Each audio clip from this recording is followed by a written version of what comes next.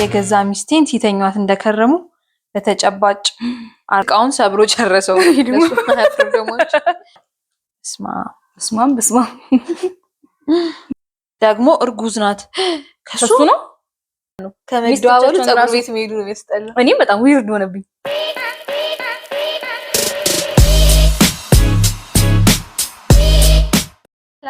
ሰላም ተመልሰን መተናል። ይሄ ወከኛ ጋር ነው።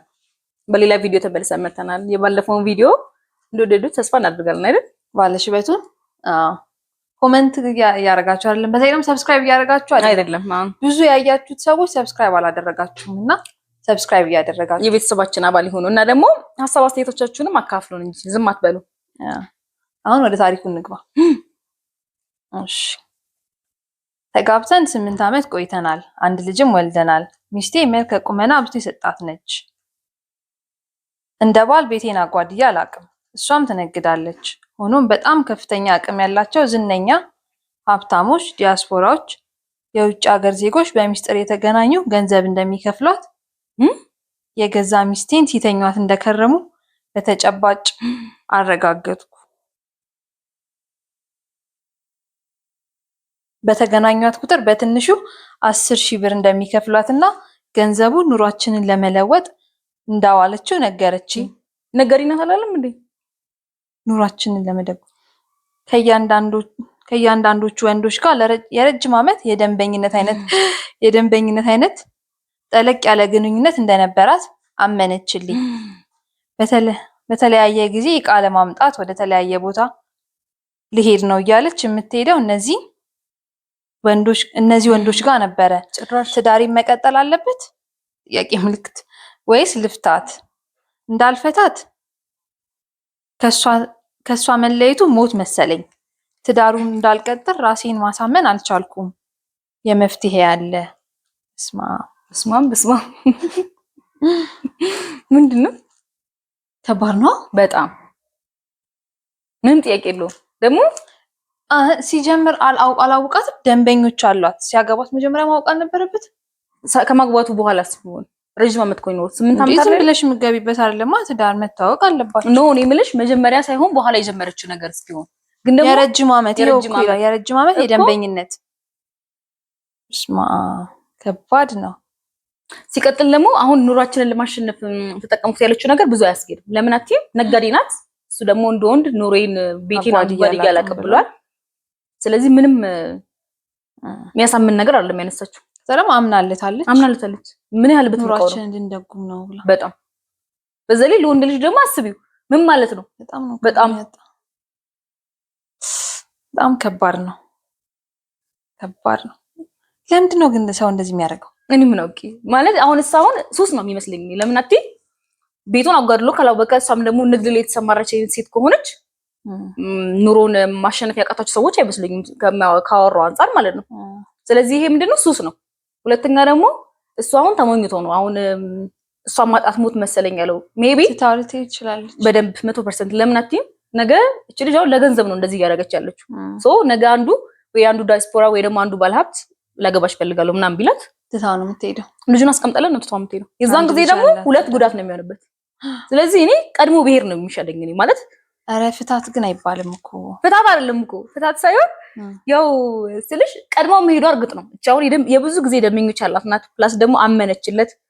ምን ያህል ብትንቂውስ ነው አንቺ ጥፋትሽን አምነሽ አሁን እንደዚህ አድርጌያለሁ ብዙ ደንበኛ አለኝ ኑሯችንን ለማሸነፍ ነው ያዋልኩት። ለወንድ ልጅ እንደዚህ በጣም ከባድ ነው አይደል? በጣም እና ትታት ሄዳለች 100% እውነት። አይ መፍታት የሚችሉ ቢሆንስ? አሁን ያናግራትና አሁን እንደኔ የሚለው እንደው መሰልሽ ቁጭ ብላ ያናግራታል። እንደዚህ አግኝቼብሻለሁ አይደለ? ትታያለሽ ወይ? ከዛ አዎ ተዋለው ካንተ ጋር መኖር ፈልጋለሁ ልጄን አሳድጋለሁ ካለች አንድ እድል ይስጣት።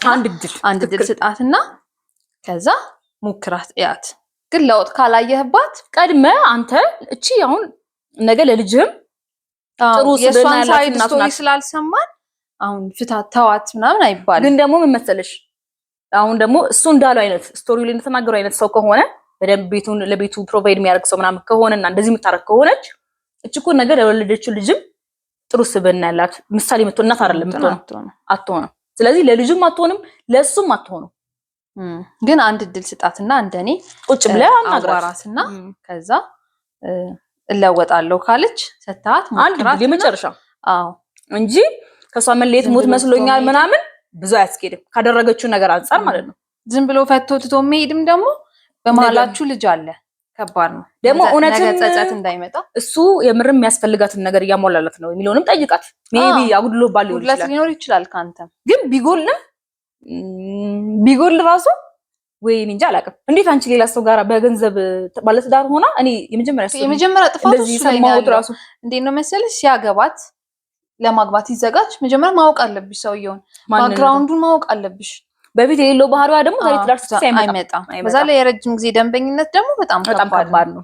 ቀድሞ ቢያውቃት የሁሉ ነገር ባልመጣ ነበረ። ግን ከሆነ አናግራትና ከዛ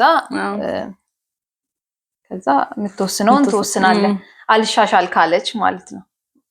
ከባድ ነው። አንዴ ታዋትም አይባልም ግን በጣም ከባድ ነው። ግን አብርሃትም ኑር ማለት ከባድ ነው በጣም አልኩሽ እኮ። እሺ አንቺም ታስቢያለሽ? አንቺ ብትሆኚ ታደርጊያለሽ? እኔ ብሆን ምንድን ነው መሰለሽ አንዳንድ ጊዜ እንዳላችሁት አሁን እናንተ እየነገራችሁት እንደምትሉት ከሆነ አለው ብላችኋል። እሷም ነጋዴ ናት ትሰራለች። እነሱን የሚያስተዳድር ገንዘብ ያነሰ የላቸውም። እሷ ገንዘብ ፍለጋ እንደዛ የምትሆንበት አንዳንዴ መንፈስ የሚባል ነገር አለ። የሰይጣን ስራ በመንፈስም ሊሆን ይችላል። ጸበል ቢያስጠምቃት ቶሎ ውሳኔ ላይ ከመግባቱ በፊት ምክንያቱም ሲያገባት ባክግራውንዷን አይቶ አውቆ ወዷት ከሆነ ይሄ እናመል አያውቀውም። ድብቁ ነገር የሚወጣው አብረው ከኖሩ በኋላ ነው አይደል? ይሄ ደግሞ እና ይፍታት አይፍታት ለማለት የምትወስኝው መጀመሪያ ነው። እንደዚህ አይነት ሰው ከሆነች ይጠቅማታል ብሎ ማሰብ ከባድ ነው። ግን ፍታት ይባላል። ፍታት ባይባልም እንኳን አንድ እርምጃ ሁለት እርምጃ ሄዶ ሙከራ ማድረግ አለበት። ምክንያቱም ምንድነው እንዳልኩሽ አሁን መንፈስ ከሆነ የሰይጣን ስራ በብዙ መልኩ ስለሚመጣ ስለሚጸናወት ኦርቶዶክስ ከሆነች በጸበል ባለው ነገር፣ ከዛ በተረፈ ግን ገንዘብና ገንዘብ ብላ ከሆነች የምታደርገው ከሰው ገንዘብን ያስመረጠችው ነገም አትጠቅመው። ስለዚህ ምንም አንድ ወደ ኋላ የሚልበት ነገር የለም። ውሳኔውን ይወሰን ነው። እኔ በሆን ኖሮ የምለው ያንን ነው። ምክንያቱም እኔ ራሴን ሆኜ እንደዚህ አይነት ድርጊት የልጆቼ አባት እንደዚህ አይነት ነገር አለ እኔ ይህን አላስታምም። በሽታን ታስታምሚያለሽ። እንዲህ አይነት ነገር ግን ለማስታመም በጣም ከባድ ነው። ብዙ ነገር ነው የምናጣው። ገብቶሻል? ነጋችንን ለመስራት የዛሬው ነገር ማማር አለበት። ዛሬን ባገኙበት ምክንያቷን መረዳት መቻል አለበት። ከዛ ወዲህ ግን የተጠቅመዋለሽ ብዬ አላስብም። ሰምተሃል እንግዲህ ወስን። ወደ ቀጣዩ ስቶሪ እንግባ።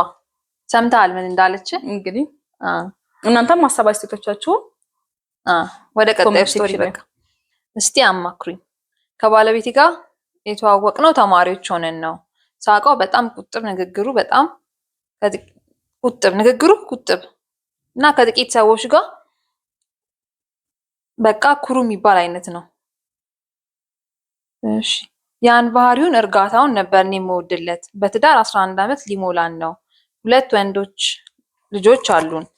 የሚያስቀና ፍቅር ነበረ ያለን። ነገር ግን ከ3 ዓመት ወዲህ ባሌ ከተለያዩ ሴቶች ጋር ከልክ ያለፈ ጓደኝነት መፍጠር ጀመረ።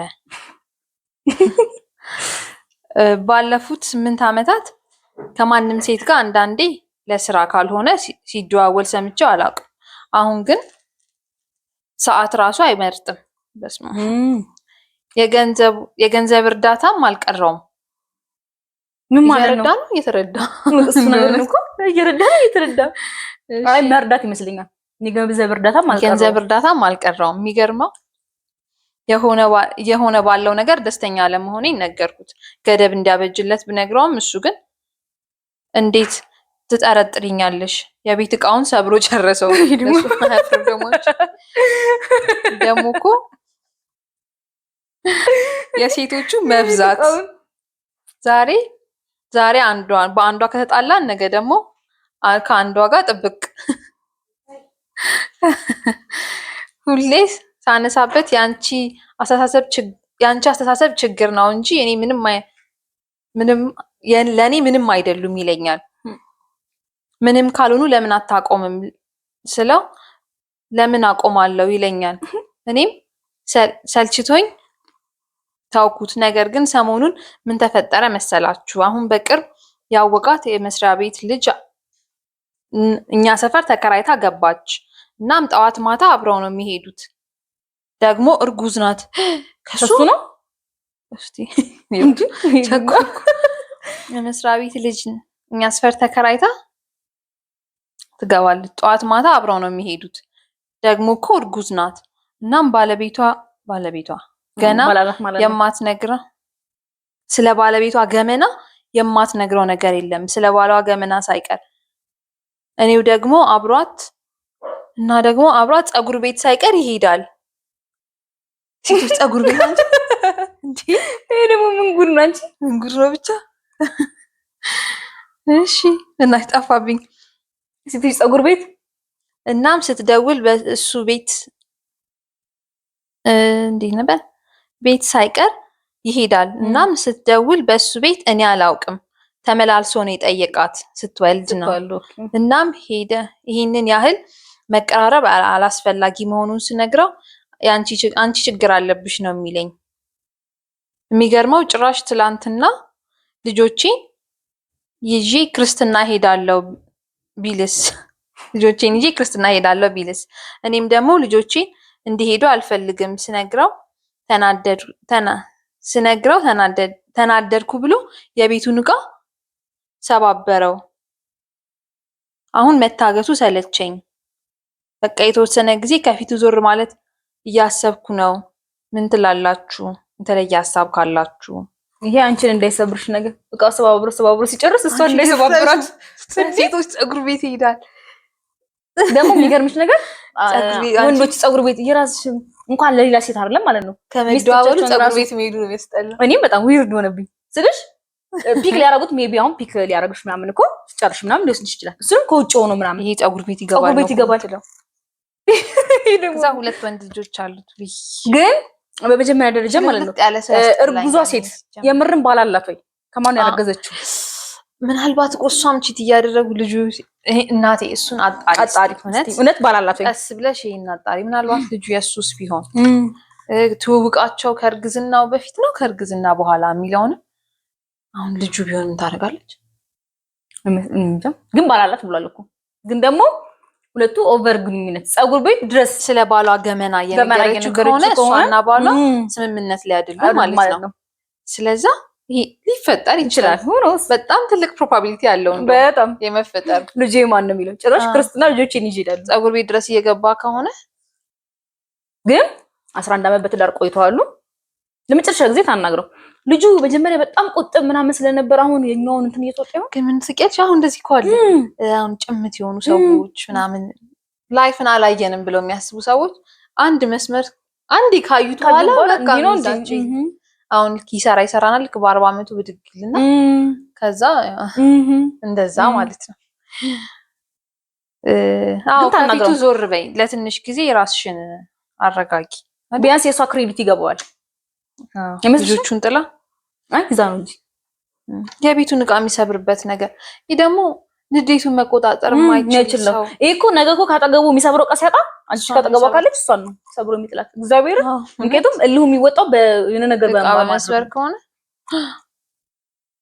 ከፊቱ ትንሽ ጊዜ አንድ ሳምንት ምናምን ዞር ብላ ሜቢ ክሬዲቱ እንዲገባው ግን ደግሞ ዞር ስትል ደግሞ በዛው ምናልባት ደግሞ ከዚች ጋር እንትን ላይ ከሆኑ ዞር ማለቷን ይፈልጋል። ዞር ማለቷን ግን ቁጭ አድርጋ ታናግረው ማለትሽ ማየሽ ከባድ ነው። እሺ ምን ይሻላል? ቁጭ ብላ ታናግረው። አይው ያናገረችው እኮ ነው። ይሄን ነገር አልፈልግም እኮ ትሏለች። መነጋገርን አልፈልግም ተው። ያም ግን አይ ለመጨረሻ ጊዜ ትንገረው። እኔ እንደኔ ለመጨረሻ ጊዜ 11 ዓመት ማለት ቀላል አይደለም። ለመጨረሻ ጊዜ ምንድነው አስተሳሰብ? ምንድነው የምታስበው? ድሮ እንደዚህ አልነበርክም። አሁን ምን ሆነ ነው? ችግር አለ። በንግግር የሚያምን ሰው አይደለም። ከእንትኗ እንደምትረጂው ማለት ነው። ልታናግረው ሞክራለች። ዕቃ ነው የሚሰብረው ችግሩ ያንቺ ነው ይላታል። ከባድ ሰው ነው። በጣም ከባድ ነው። እስቲ ይሄ ከኛ በላይ ነው እውነት። እስቲ ኮሜንት ሴክሽን ላይ ንገሯት ምን ማድረግ አለባት? መፍታት ነው? መፍታትም አይሆንም። መፍታት አይሆንም። እስቲ ኮሜንት ላይ ኮሜንት ላይ ይሄ ከኛ በላይ ነው እውነት። እስቲ ንገሩ የምትይ ነገር አለ? በቃ ይሄን ነው የምለው። ታናግረው ዞር ስትል ደግሞ ክፍተት ይፈጠራል ብዬ ፈራሁ። እንደዚህ አይነት ሰው ከሆነ ደግሞ በጣም ነው ክፍተት የሚጠቀምበት። እስቲ እናንተ ማሰባሰብ አናግሩና እስቲ በቅንነት አማክሯት። 11 ዓመት በትዳር ቀላል አይደለም። በቃ እናንተ ትነግሯታላችሁ። የዛሬው ቪዲዮአችን ይሄን ይመስል ነበር። ግን ላይክ ማድረጋችሁ ለምን ሰብስክራይብ አያደርጉም? ብዙ ሰዎች ታያላችሁ ቪዲዮውን፣ ግን ሰብስክራይብ ማድረግ አያስከፍልም፣ ዋጋ ምንም ነገር የለውም እኮ ማለት ለኛ ግን ያበረታናል። ሰፖርት አድርጉን ፕሊዝ፣ ሰብስክራይብ አድርጉ። ከቻላችሁ VPN እያበራችሁ ብታዩልንም ደስ ይለናል። ሰብስክራይብ አድርጉ። ኮሜንት ሴክሽን ላይ ደግሞ ሀሳቦቻችሁን አካፍሉን። ዝም አትበሉ፣ ቪዲዮን አይታችሁ ዝም አትበሉ። እና ደግሞ ሌላም ያስተምራል ይጠቅማል የምትሉት ደግሞ ስቶሪ ካላችሁ ከላይ ኢንስታግራማችንን ከቪዲዮ ላይ እናስቀምጥላችኋለን። እዛ ላይ ጻፉልን። ኤኒ ታሪካችሁን መላክ ትችላላችሁ። እናማክራችኋለን ያቅማችንን ማለት ነው። ቴንክ ዩ። ቻው